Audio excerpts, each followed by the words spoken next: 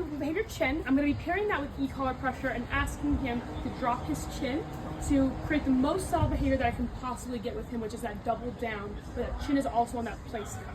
So I'm going to add my e-collar pressure as well as that downwards leash pressure, and I'm going to announce chin. He's already got it pretty good handled, but once he breaks behavior, no, chin, add the e-collar pressure back. As soon as he drops his chin again, I release that pressure.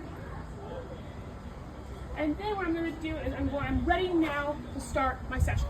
So I'm starting with him in that double down to begin with to get him, get him prepared. And I'm not going to counter condition in this portion until I feel like that he's ready for that. Because if I immediately start trying to counter condition, I could accidentally reward the wrong behavior. So I'm going to go ahead now. I'm going to unpause it.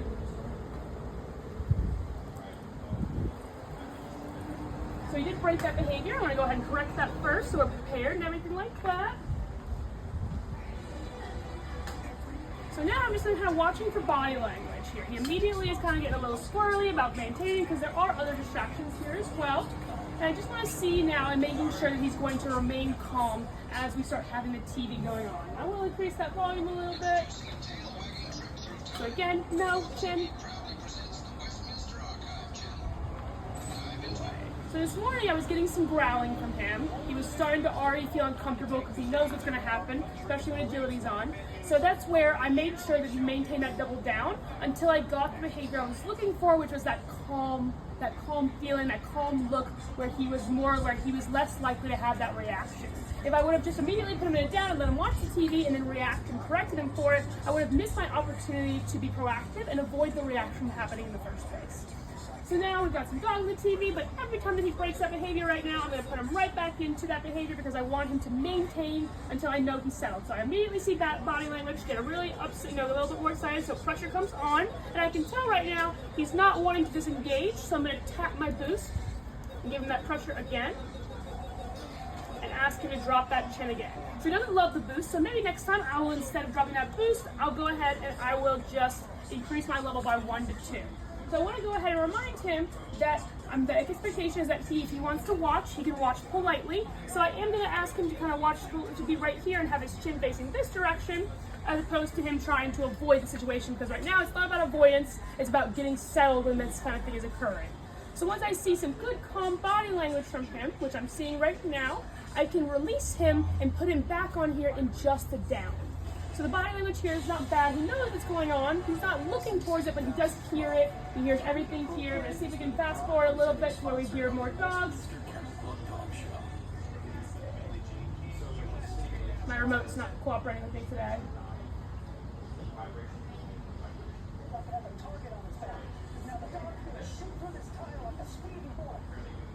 I want to see dogs, not people.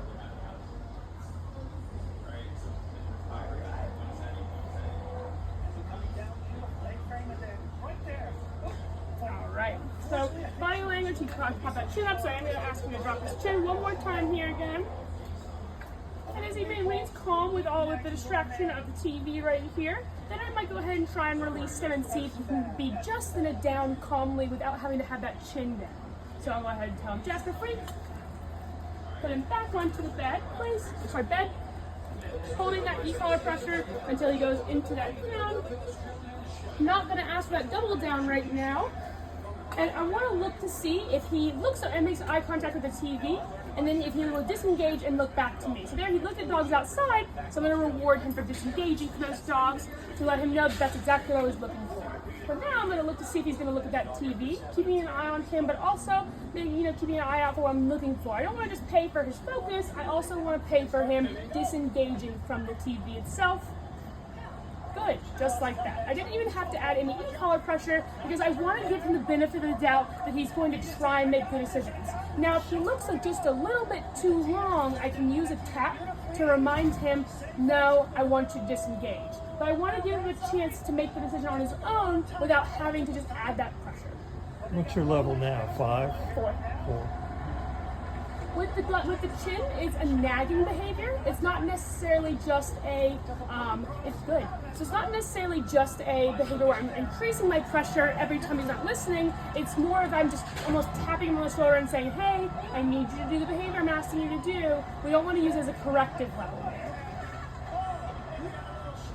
Good. Good. So looks to the TV, disengages, reward for that, no pressure necessary.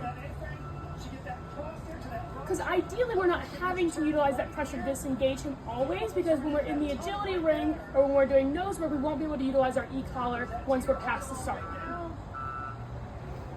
So I don't want to always just be staring at Jasper as well, because I want him to learn, to be able to also learn to be able to see it. And if I'm always looking at him, he might think that I always want focus. Good. But I will keep an eye out for whatever he's willing to offer that focus. But this is how we're going to go about working through the TV.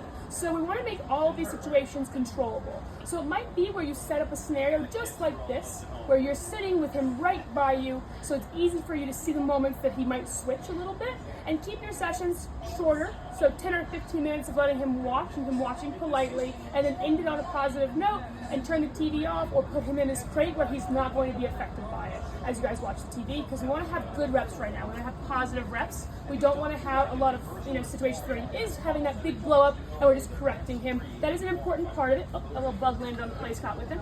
That's an important part of it, is correcting the reactivity. But ideally, if we can give him more pictures of success, he's more likely to be successful and not have the reaction at all, which is what we're looking for, is to break the reactivity, not just correct the reactivity.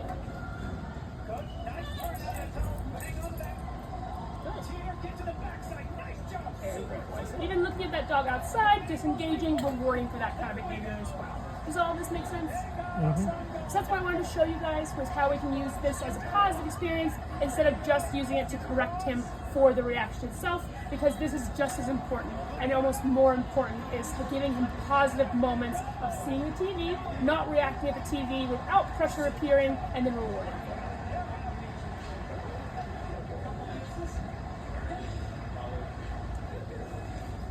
That's awesome.